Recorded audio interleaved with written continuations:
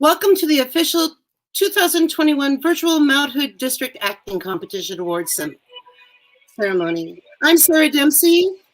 And I'm Michael Givler. And we are your Masters of Ceremonies. We are here tonight to celebrate our Mt.Hood Theater 2021 virtual Mt.Hood District Acting Competition Awards ceremony. I'm Sarah Dempsey. And I'm Michael Givler. And we are your Masters of Ceremonies. And we are getting an echo. You need to put it your. Oh, okay, good. Well, hello. Welcome to our annual District Acting Awards competition. This evening's event is an important part of our community, and I'm proud to say, even during this crazy pandemic time, that our creative, talented, and resilient students powered through and made this event happen. Several of our students across the district submitted a theatrical performance via video to be adjudicated by our theater arts professionals. There are two categories that we are awarding this evening. They are monologues, which are solo performances, and duo scenes, which are two-person performances. In this format, the duo scenes were recorded in separate locations to keep our students safe. Our students were very flexible and took on this challenge, and they used creative ways to interact with each other in separate areas. This is truly a theater event because there was no editing or fancy cameras, mics involved, just purely acting being recorded. We are truly blessed this year because we have outstanding judges throughout the state to give expert feedback to our students. They are professionals in the field, including theater professionals as professors, actors, directors, and producers. We are very honored that they took time out of their busy schedules to review and evaluate our students' efforts, and we thank them. Here's a list of our amazing judges. Chris Riccaro, Mace Archer, Kathleen Hoblet, David S. Cohen, Angel Williams, Emily Allman, Orrin Bradshaw, Nikki Finn, Nicole Emmond, Michaela Gladstone Saucedo. Thank you so much, judges. We also have several schools represented this evening and are proud to have so many participating, including Clackamas, David Douglas, Gresham, Reynolds, Centennial, Sandy, and Sam Barlow High School. Congratulations to all those schools who participated. But most importantly, we are here to celebrate you, our students. Tonight, we recognize all of our students who are part of the district theater community. We honor each and every one of you who contributed their art to this event. I quote the famous playwright Arthur Miller, "The mission of theater, after all, is to change, to raise the consciousness of people to their human possibilities." And we definitely did this year. Remember, tonight, all of you are winners because you will be receiving expert feedback to help improve your craft from our professional theater community. Through your participating, you're upholding our traditions and are keeping our theater alive. So I thank you for helping our theater community thrive, even under the most difficult circumstances. The magic of theater never dies when the passion of our youth keeps it alive. So I applaud you, our students. Now, I'm privileged to reintroduce a Master of Ceremonies who will be announcing the results of tonight's awards, the renowned and distinguished theater teacher at David Douglas High School, Michael Givler. Aw, you're too nice. All right, let's get to what everybody is waiting for, and that is recognition of our scenes. In Mt.Hood Conference, we recognize the top 20% of students in two separate categories and the top scoring entry in each category, duo and solo. So the first way that we recognize students is as honorable mention students, and that is from 10% to 20% scores. And then we recognize students as superior, which is the top 10% right below the showcase scenes. So on to duo scenes. We have our honorable mention in duo acting, the top 20% of students. Our winners today are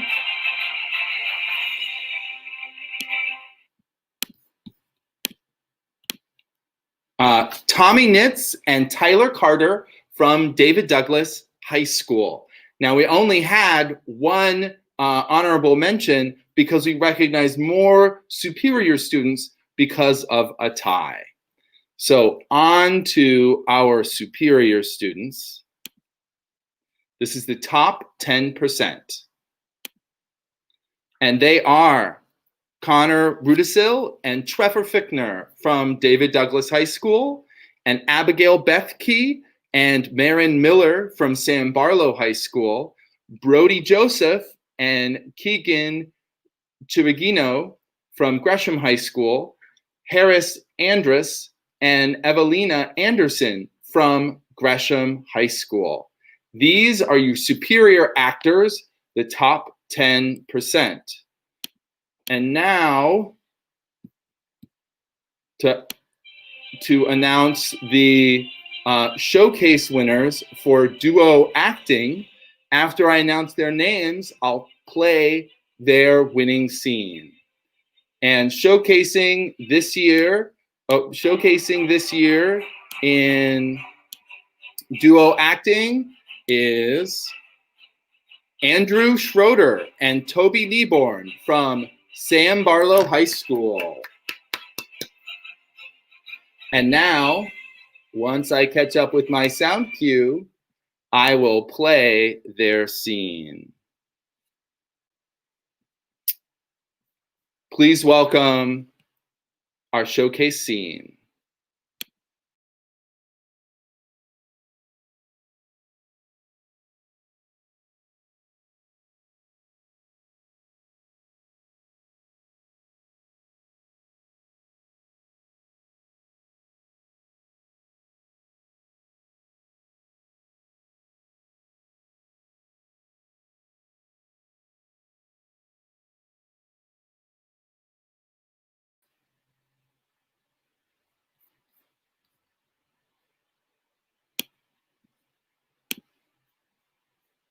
Hello.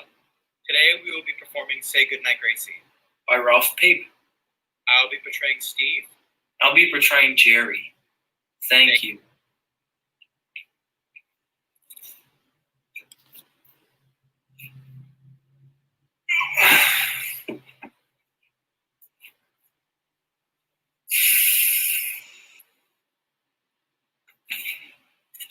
Holy shit! Wait, before you say anything, I've got something wonderful to tell you. What are you doing in my apartment? It's okay, Ginny let me in. How'd the audition go? What are you doing in my apartment, Steve? You didn't get it, did you? You're mine. It doesn't matter. Wait till you hear what I gotta say. Not now, please. Come on. Just ask me what it is, okay? Ask me. Come on. Where's my chunky turkey soup? Soup? Soup? Who cares about soup? Where's my chunky turkey soup? I ate it. It was delicious. You ate my chunky turkey soup? Yes, it was just sitting there, staring at me with those beady little eyes, and he was yelling out to me, "Eat me, I'm yours." In my cabinet, Steve. In my apartment, in my kitchen, there are the following items: 3 cans of chunky beef soup, 3 cans of chunky vegetable soup, 3 cans of chunky split pea and ham soup, and 7 family-sized cans of SpaghettiOs. Are you listening? Rehearsing a monologue. Continue. Early this morning, as I was about to leave, I stopped in my kitchen and looked in my cabinet and made sure that hidden behind all those other items, there's one last can of chunky turkey soup. Why did I do this? Because I love it. Why do I love it? I don't know. All I know is... Thank you so much for coming, but we would prefer to hear something from Shakespeare. But it gives us a damn fine idea of your talents. If a part should turn up... All I know is I love it. It is dependable. It is there. It is the last thing I can be certain of in a world full of uncertainty. And in any case, I don't believe I have to discuss an emotion such as love to you. Do you agree? My God, it was only a can of soup. Only a can of soup. Is that what you just said? Yeah. Guess what word you left out? I don't know. Guess. I have no idea. What's the word? It wouldn't be swordfish, would it?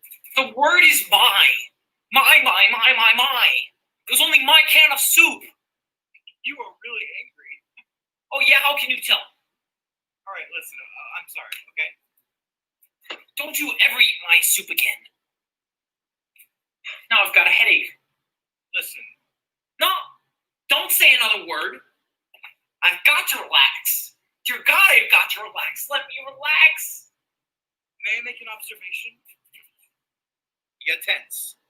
Now, you know what your body says to the average human? It yells out tension. Why don't you ever listen to me? Because I'm your friend? What's the matter? Can't you see I've got a lot on my mind?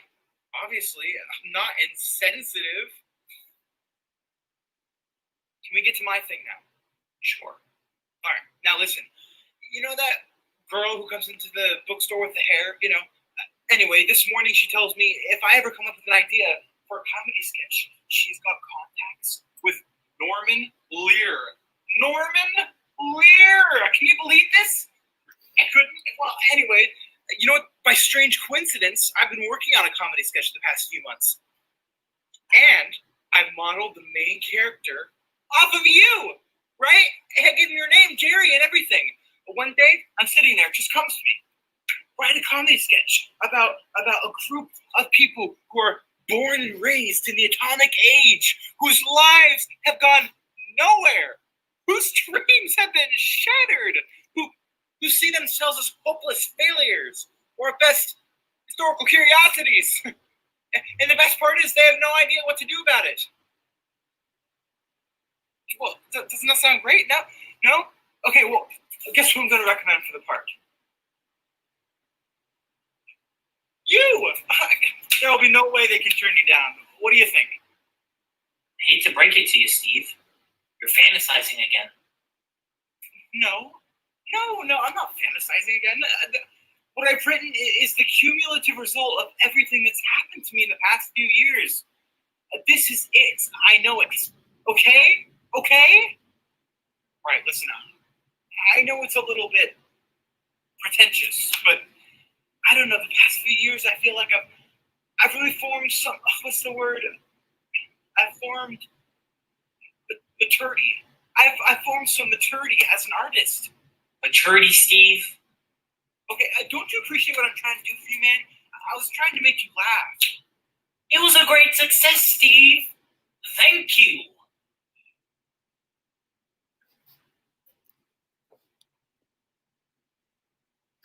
And that was the end of their scene. So that was Andrew Schroeder and Toby Nieborn. Now we will go, please give them a round of applause. And now we will go on to our monologue category. And for our honorable mention, the top 20%. We have honorable mention, top 20% is Olivia Merg, John Nedaleski, and Alex Merg. Top 20%, all from Gresham High School. Give them a round of applause. And now the superior acting in solo, top 10%. Is Maddie Haynes from Gresham High School, Beatrice Bird from Centennial High School, Evelina Anderson from Gresham High School, Brody Joseph from Gresham High School, Nathan Vandihi from Gresham High School, and Keegan Chirigino from Gresham High School. Mia Williams from San Barlow High School, and Harris Andrus from Gresham High School. And finally, Kira McLeod from Gresham High School. These are your superior acting top 10% students. And now the showcase for solo acting. We have a tie, and that is Trevor Fickner and Tommy Nitz, both from David Douglas High School. Give them a round of applause. Now, Sarah's still on the broadcast with me. Before I send them their sound, Sarah, in the private chat, let me know if you can hear it. I'm going to take myself out so nobody has to watch me watching another scene.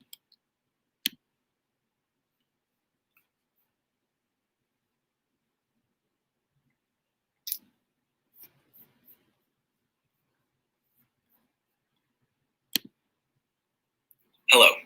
Today I will be performing two contrasting monologues. In the first, I will be playing Stanley from The Greater Tuna by Jaston Williams, Ed Howards, and Joe Sears. In the second, I will be playing the narrator from Charlie and the Chocolate Factory by Richard R. George, adapted from the fantasy by Roald Dahl. Thank you. Guess who? Well, don't you look just like yourself? Don't you, though, Your Honor? Dead. You can't imagine how safe I feel. Yeah, Judge, I had to nuzzle up to that homely housekeeper of yours, and Yolanda? She thought I was in love. Oh, I kept it up till I got me a copy of all her keys. And I got all my information bit by bit. You know, like her schedule and your schedule. And that 1 hour. That 1 hour on Wednesday morning when you were all alone. Yeah, I found out about that. And I set you up. I just parked across from the Piggly Wiggly and waited. And when I seen Yolanda go into that store, I did a beeline to your house. Drove right up the curving driveway, walked right through the goddamn front door, right up the stairs to your bedroom. And all you could do was lay there on your half-paralyzed ass and stare. I guess we're even. Then why don't I feel like it? Huh?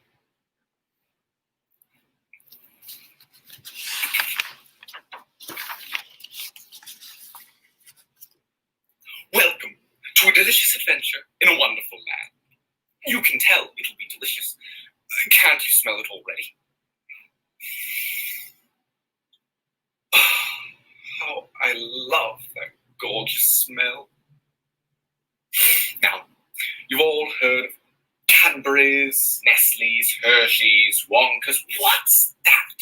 You say, what's Wonka? Oh, why, you mean you don't know what Wonka is? Why, Wonka. Wonka chocolate, of course. Now, I'll admit, Willy Wonka's chocolate is fairly new, but it's also the greatest chocolate ever invented. Why, he's invented things like... Say, I'm not going to tell you what he's invented. You came to see for yourself, so I'll let you do just that. Now, in order to sell a lot of candy once again, Mr. Wonka is running a contest. He had secretly wrapped golden tickets in ordinary wrapping paper in 5 ordinary candy bars. These candy bars were said to be found anywhere in the world, upon any counter where Wonka's candies are sold. The winners get to tour Mr. Wonka's new factory and take home enough candy for the rest of their lives. Now that, my friends, is where our story begins. Thank you.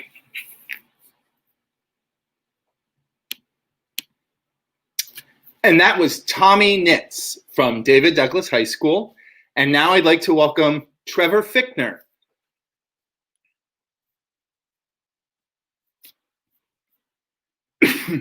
Excuse me.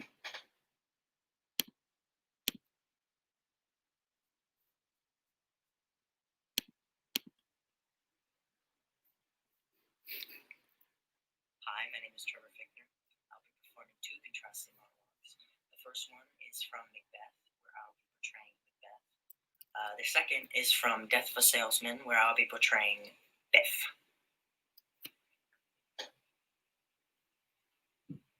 tomorrow and tomorrow and tomorrow creeps in this petty pace from day to day to the last syllable of recorded time.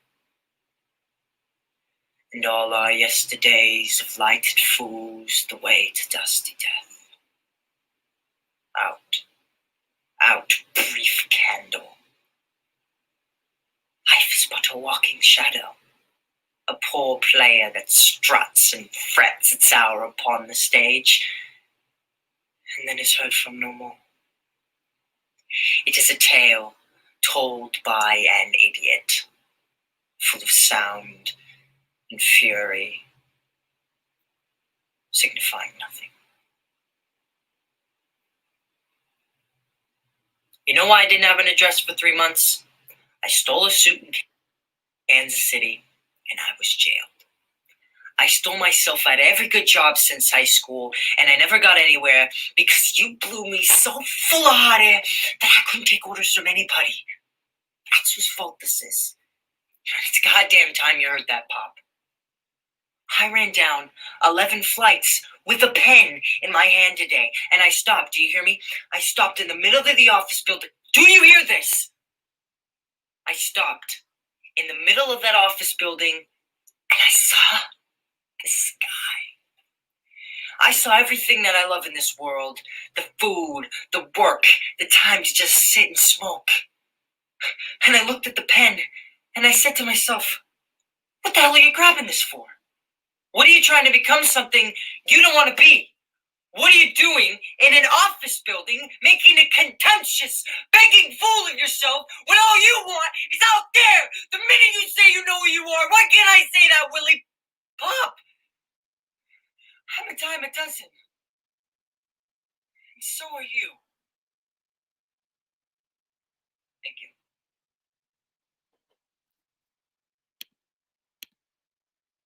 And thank you, everybody, for listening to our broadcast today. I've talked to a lot of my students about resiliency. I'm getting ahead of myself. I was going to read my poem choice, but I'm getting ahead of myself because I need to say thank you to everybody first. We're all so very thankful of everybody that contributed to the Mt.Hood conference acting competition. Sarah and I, we're thankful to ourselves. Tyler Oser, Kelly McCarty, Austin Joseph, Laura Steenson, Jeff Schroeder, and Colin Murray. Thank you, everybody. We have a wonderful working group of teachers, and they're always just a joy to work with. So please thank your troop directors. They will be sending you the ballots and your reviews from the judges probably through email over the next couple of days. So with that in mind, I've been talking to my students about resiliency and quite a bit. We faced a lot of adversity this year. And so how do we react when we are faced with adversity? Amanda Gorman, the poet laureate that spoke at the inauguration this week, is a wonderful young woman. And this is an excerpt of the poem that she gave. And it speaks to resiliency. We do not feel prepared to be the heirs of such a terrifying hour, but within it we feel the power to author a new chapter, to offer hope and laughter to ourselves. So while once we asked, how could we possibly prevail over catastrophe? Now we assert, how could catastrophe ever prevail over us? We will not march back to what was, but move to what shall be. So thank you, all of you, for moving to what shall be. And thank you for making this a successful Mt.Hood Conference One Act Festival. Acting competition. So thank you.